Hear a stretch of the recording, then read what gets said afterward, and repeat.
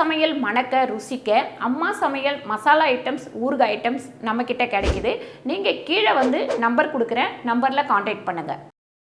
பாருங்க, இந்த மாதிரி கட் பண்ணிக்கலாம். இது நல்லா காஞ்சிது அப்படின்னாக்கா அப்படியே சுருங்கி போயிடும். அதனால் இந்த அளவு கட் பண்ணிக்கலாம். முதல்ல நான் கத்திரிக்காய் நல்லா கழுவி எடுத்துட்டேன். இருந்தாலும் இப்போ கட் பண்ணி தண்ணியில் தான் போடணும். நம்ம கீழே பாத்திரத்தில் தண்ணி வச்சுருக்கேன், தண்ணியில் போட்டுக்கலாம். கத்திரிக்காய் எப்போவுமே சொத்தை நிறைய இருக்கும். என்ன தான் ஃப்ரெஷ்ஷாக நம்ம வாங்கினாலுமே சொத்தை சில இதில் இருக்கும். ஆனால் சொத்தை உள்ள காய் தான் மருந்து சேர்க்காத காய் அப்படின்னு சொல்லுவாங்க. நான் தோட்டத்தில் வாங்கினேன்னு சொன்னேன் இல்லைங்களா, அந்த தோட்டத்தில் மருந்தெல்லாம் ரொம்ப யூஸ் பண்ணுறதில்ல. அதனால தான் கத்திரிக்காய் சொத்தையாக இருக்குது. பார்த்து கட் பண்ணுங்கள். கட் பண்ணும்போது பார்த்து கட் பண்ணி சொத்தையெல்லாம் கீழே போட்டுருங்க.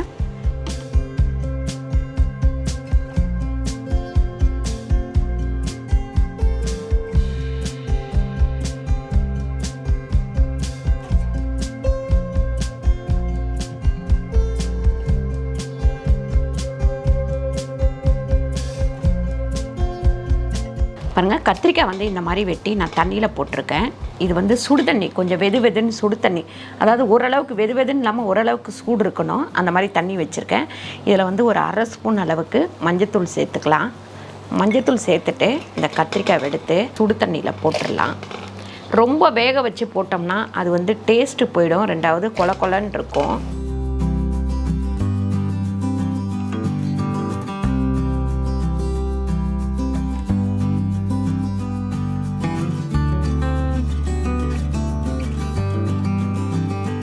ஒரு 2லேருந்து ஒரு 3 நிமிஷம் இந்த சுடுதண்ணிலேயே இந்த கத்திரிக்காய் இருக்கட்டும். பாருங்கள், சுடுதண்ணியில் போட்டு 2-3 நிமிஷத்துக்கு அப்புறம் இதை எடுத்துருவோம்.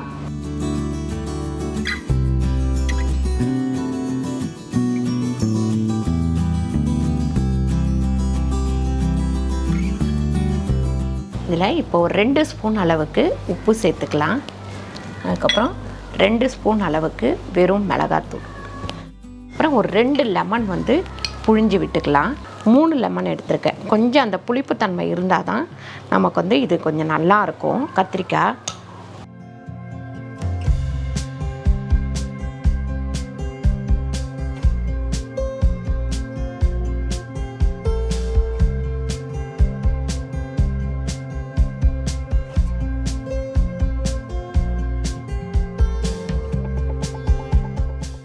இதெல்லாம் போட்ட உடனே நம்ம கொஞ்சம் நல்லா மிக்ஸ் பண்ணிக்கலாம்.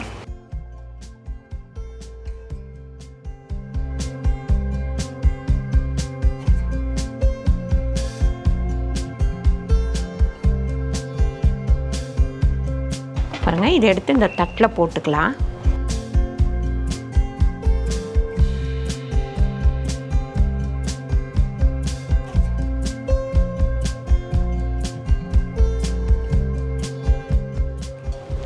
பாருங்கள், இப்படி நல்லா கலக்கும் போது இந்த தண்ணி வந்துடும். இந்த தண்ணி தேவையில்லை, நம்ம எடுத்து கீழே போட்டுடலாம்.